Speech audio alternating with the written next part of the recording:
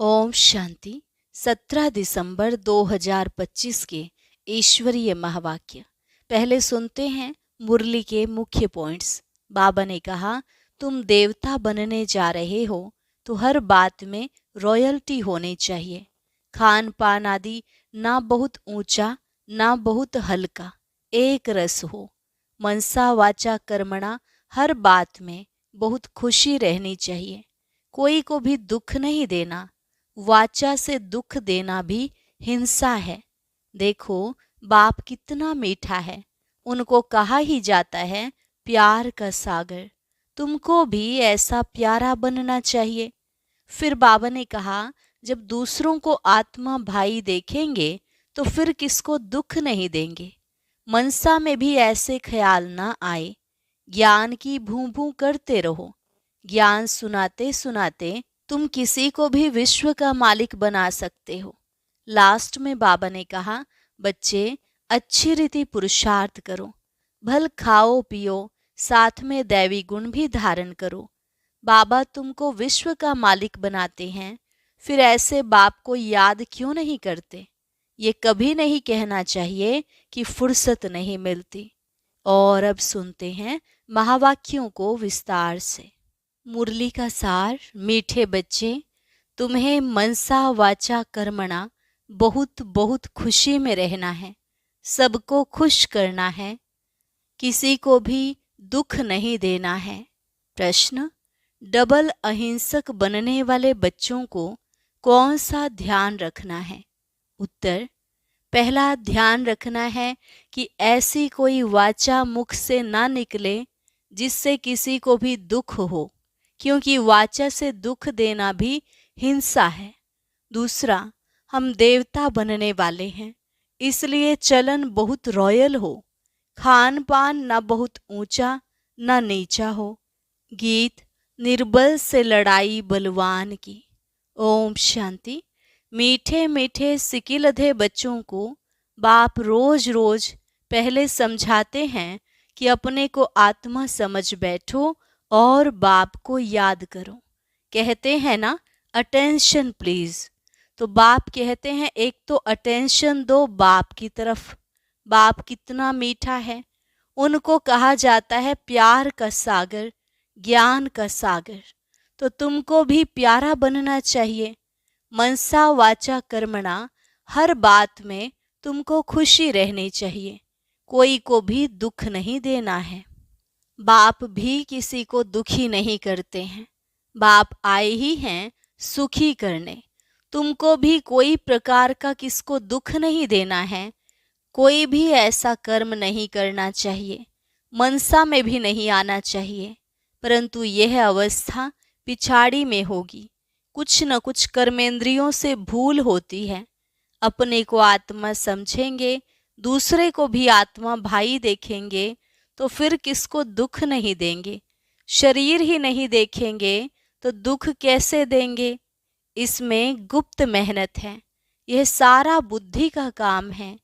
अभी तुम पारस बुद्धि बन रहे हो। तुम जब पारस बुद्धि थे तो तुमने बहुत सुख देखे। तुम ही सुख धाम के मालिक थे ना। यह है दुख धाम। यह तो बहुत सिंपल है।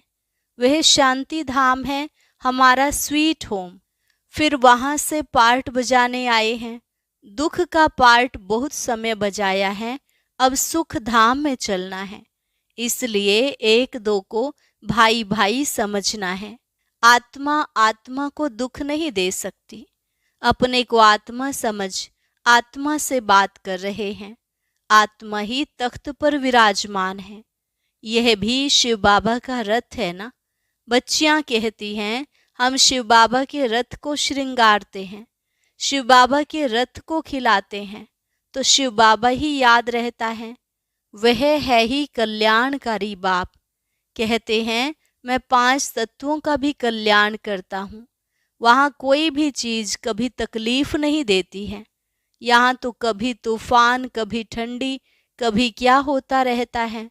वहाँ तो सदैव बाहरी मौसम रहता है। दुख का नाम नहीं। वह है ही हेवन। बाप आए हैं तुमको हेवन का मालिक बनाने। ऊंचते ऊंच भगवान है, ऊंच ते ऊंच बाप, ऊंच ते ऊंच सुप्रीम टीचर भी है, तो जरूर ऊंच ते ऊंच ही बनाएंगे ना। तुम यह लक्ष्मी नारायण थे ना, यह सब बातें भूल गए हो। यह बाप ही बैठ समझाते हैं। ऋषियों मुनियों आदि से पूछते थे, आप रचयिता और रचना को जानते हो? तो नेति नेति कह देते थे। जबकि उनके पास ही ज्ञान नहीं था तो फिर परंपरा कैसे चल सकता। बाप कहते हैं, यह ज्ञान मैं अभी ही तुम्हें देता हूँ। तुम्हारी सदगति हो गई, फिर ज्ञान की दरकार नहीं, दुर्गति होती ही नहीं। सतयुग को कहा जाता है सदगति, यहाँ है दुर्गति। परंतु यह भी किसको पता नहीं है कि हम दुर्गति में हैं। बाप के लिए गाया जाता है लिबरेटर, गाइड, खिवैया। विषय सागर से सबकी नैया पार करते हैं, उसको कहते हैं क्षीर सागर। विष्णु को क्षीर सागर में दिखाते हैं। यह सब है भक्ति मार्ग का गायन। बड़ा बड़ा तालाब है जिसमें विष्णु का बड़ा चित्र दिखाते हैं। बाप समझाते हैं, तुमने ही सारे विश्व पर राज्य किया है, अनेक बार हार खाई और जीत पाई है। बाप कहते हैं, काम महाशत्रु है, उन पर जीत पाने से तुम जगत जीत बनेंगे। तो खुशी से बनना चाहिए ना।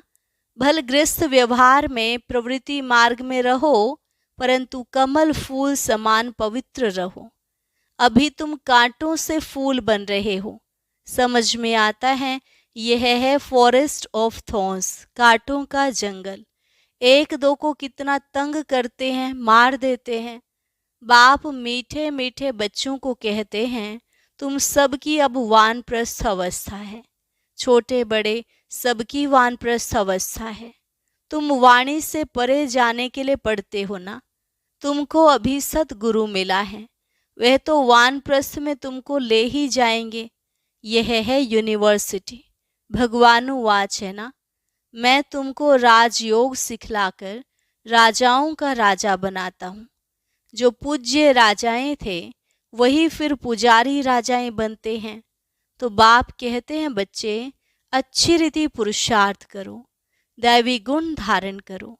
भल खाओ पियो, श्रीनाथ द्वारे में जाओ, वहाँ घी के माल ढेर मिलते हैं, घी के कुएं ही बने हुए हैं। श्रीनाथ और जगन्नाथ दोनों को काला बनाया है। जगन्नाथ के मंदिर में चावल का हंडा बनाते हैं, वह पक जाने से 4 भाग हो जाते हैं। सिर्फ चावल का ही भोग लगता है, क्योंकि अभी साधारण है ना। इस तरफ गरीब और उस तरफ साहूकार। अभी तो देखो कितने गरीब हैं, खाने पीने को कुछ नहीं मिलता है। सतयुग में तो सब कुछ है। तो बाप आत्माओं को बैठ समझाते हैं, शिव बाबा बहुत मीठा है, वह तो है निराकार। प्यार आत्मा को किया जाता है ना, आत्मा को ही बुलाया जाता है। शरीर तो जल गया, उनकी आत्मा को बुलाते हैं, ज्योति जगाते हैं। इससे सिद्ध है आत्मा को अंधियारा होता है। आत्मा है ही शरीर रहित, तो फिर अंधियारे आदि की बात कैसे हो सकती। वहाँ यह बातें होती नहीं। यह सब है भक्ति मार्ग। बाप कितना अच्छी रीति समझाते हैं। ज्ञान बहुत मीठा है, इसमें आंखें खोलकर सुनना होता है।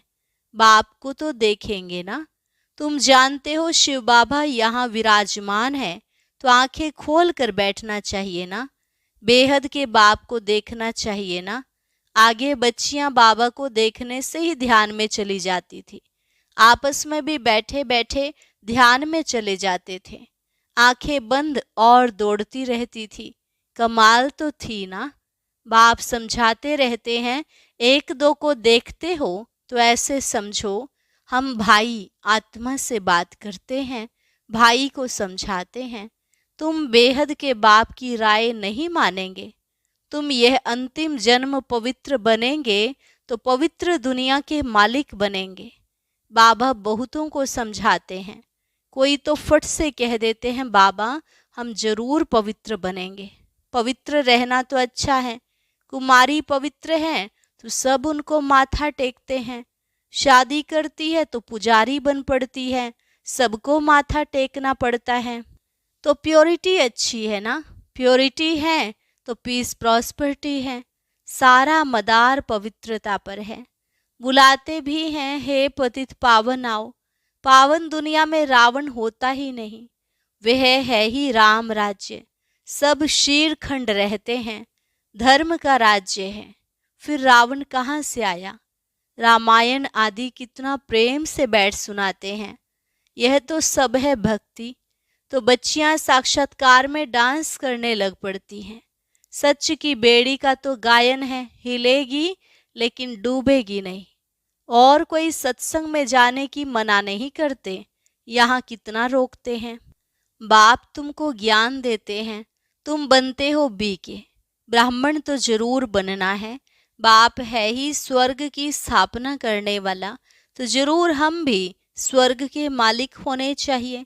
हम यहाँ नरक में क्यों पड़े हैं? अभी समझ में आता है कि आगे हम भी पुजारी थे, अभी फिर पूज्य बनते हैं 21 जन्मों के लिए। 63 जन्म पुजारी बने, अभी फिर हम पूज्य स्वर्ग के मालिक बनेंगे। यह है नर से नारायण बनने की नॉलेज। भगवानुवाच मैं तुमको राजाओं का राजा बनाता हूँ। पतित राजाएं पावन राजाओं को नमन वंदन करते हैं। हर एक महाराजा के महलों में मंदिर जरूर होगा, वह भी राधे कृष्ण का या लक्ष्मी नारायण का या राम सीता का। आजकल तो गणेश हनुमान आदि के भी मंदिर बनाते रहते हैं। भक्ति मार्ग में कितनी अंधश्रद्धा है। अभी तुम समझते हो बरोबर हमने राजाई की, फिर वाम मार्ग में गिरते हैं। अब बाप समझाते हैं तुम्हारा यह अंतिम जन्म है। मीठे मीठे बच्चे, पहले तुम स्वर्ग में थे, फिर उतरते उतरते पट आकर पड़े हो। तुम कहेंगे हम बहुत ऊंच थे, फिर बाप हमको ऊंच चढ़ाते हैं। हम हर 5000 वर्ष बाद पढ़ते ही आते हैं। इसको कहा जाता है वर्ल्ड की हिस्ट्री ज्योग्राफी रिपीट। बाबा कहते हैं मैं तुम बच्चों को विश्व का मालिक बनाता हूँ, सारे विश्व में तुम्हारा राज्य होगा। गीत में भी है ना बाबा, आप ऐसा राज्य देते हो जो कोई छीन न सके। अभी तो कितनी पार्टीशन है, पानी के ऊपर जमीन के ऊपर झगड़ा चलता रहता है। अपने अपने प्रांत की संभाल करते रहते हैं। ना करें तो छोकरे लोग, बच्चे लोग पत्थर मारने लग पड़े। वो लोग समझते हैं यह नौजवान पहलवान बन भारत की रक्षा करेंगे, सो पहलवानी अभी दिखलाते रहते हैं। दुनिया की हालत देखो कैसी है, रावण राज्य है ना। बाप कहते हैं यह है ही आसुरी संप्रदाय, तुम अभी दैवी संप्रदाय बन रहे हो। देवताओं और असुरों की फिर लड़ाई कैसे होगी? तुम तो डबल अहिंसक बनते हो, वह है डबल अहिंसक। देवी देवताओं को डबल अहिंसक कहा जाता है। अहिंसा परमो देवी देवता धर्म कहा जाता है। बाबा ने समझाया है किसको वाचा से दुख देना भी हिंसा है। तुम देवता बनते हो तो हर बात में रॉयल्टी होनी चाहिए। खान पान आदि ना बहुत ऊंचा ना बहुत हल्का, एक रस। राजाओं आदि का बोलना बहुत कम होता है, प्रजा का भी राजा में बहुत प्यार रहता है। यहाँ तो देखो क्या लगा पड़ा है, कितने आंदोलन हैं। बाप कहते हैं जब ऐसी हालत हो जाती है तब मैं आकर विश्व में शांति करता हूँ। गवर्नमेंट चाहती है सब मिलकर एक हो जाएं। भल सब ब्रदर्स तो हैं, परंतु यह तो खेल है ना। बाप कहते हैं बच्चों को तुम कोई फिक्र नहीं करो। अनाज की अभी तकलीफ है, वहाँ तो अनाज इतना हो जाएगा, बिगर पैसे जितना चाहे उतना मिलता रहेगा। अभी वह दैवी राजधानी स्थापन कर रहे हैं। हम हेल्थ को भी ऐसा बना देते हैं जो कभी कोई रोग होवे ही नहीं, गारंटी है। कैरेक्टर भी हम इन देवताओं जैसा बनाते हैं। जैसा जैसा मिनिस्टर हो ऐसा उनको समझा सकते हैं, युक्ति से समझाना चाहिए। ओपिनियन भी बहुत अच्छा लिखते हैं, परंतु अरे तुम भी तो समझो ना। तो कहते हैं फुर्सत नहीं। तुम बड़े लोग कुछ आवाज करेंगे तो गरीबों का भी भला होगा। बाप समझाते हैं, अभी सबके सिर पर काल खड़ा है। आजकल करते करते काल खा जाएगा। तुम कुंभकर्ण मिसल बन पड़े हो। बच्चों को समझाने में बहुत मजा भी आता है। बाबा ने ही यह चित्र आदि बनवाए हैं। दादा को थोड़े ही यह ज्ञान था। तुमको वर्षा लौकिक और पारलौकिक बाप से मिलता है, अलौकिक बाप से वर्षा नहीं मिलता है। यह तो दलाल है, इनको वर्षा नहीं है। प्रजापिता ब्रह्मा को याद नहीं करना है। मेरे से तो तुमको कुछ भी नहीं मिलता है। मैं भी पढ़ता हूँ। वर्षा है ही एक हद का, दूसरा बेहद के बाप का। प्रजापिता ब्रह्मा क्या वर्षा देंगे? बाप कहते हैं, मामेकम याद करो। यह तो रथ है ना, रथ को तो याद नहीं करना है ना। ऊंच ते ऊंच भगवान कहा जाता है। बाप आत्माओं को बैठ समझाते हैं, आत्मा ही सब कुछ करती है। एक खाल छोड़ दूसरी लेती है। जैसे सर्प का मिसाल है। भ्रमरियां भी तुम हो। ज्ञान की भूभू करो। ज्ञान सुनाते सुनाते तुम किसी को भी विश्व का मालिक बना सकते हो। बाप जो तुम्हें विश्व का मालिक बनाते हैं, ऐसे बाप को क्यों नहीं याद करेंगे? जब बाप आया हुआ है तो वर्षा क्यों नहीं लेना चाहिए? ऐसे क्यों कहते कि फुर्सत नहीं मिलती है? अच्छे अच्छे बच्चे तो सेकंड में समझ जाते हैं। बाबा ने समझाया है, मनुष्य लक्ष्मी की पूजा करते हैं। अब लक्ष्मी से क्या मिलता है और अम्बा से क्या मिलता है? लक्ष्मी तो है स्वर्ग की देवी, उनसे पैसे की भीख मांगते हैं। अम्बा तो विश्व का मालिक बनाती है, सब कामनाएं पूरी कर देती है। श्रीमत द्वारा सब कामनाएं पूरी हो जाती हैं। अच्छा, मीठे मीठे सिकिलधे बच्चों प्रति माता पिता बाप दादा का याद प्यार और गुड मॉर्निंग। रूहानी बाप की रूहानी बच्चों को नमस्ते। रूहानी बच्चों की रूहानी बाप दादा को नमस्ते नमस्ते, गुड मॉर्निंग। शुक्रिया बाबा, शुक्रिया। धारणा के लिए मुख्य सार, इन कर्मेंद्रियों से कोई भूल ना हो, इसके लिए मैं आत्मा हूँ, यह स्मृति पक्की करनी है। शरीर को नहीं देखना है, एक बाप की तरफ अटेंशन देना है। अभी वानप्रस्थ अवस्था है, इसलिए वाणी से परे जाने का पुरुषार्थ करना है। पवित्र जरूर बनना है। बुद्धि में रहे, सच की नैया हिलेगी, डूबेगी नहीं। इसलिए विघ्नों से घबराना नहीं है। वरदान, ड्रामा की नॉलेज से अचल स्थिति बनाने वाले प्रकृति व माया जीत भव।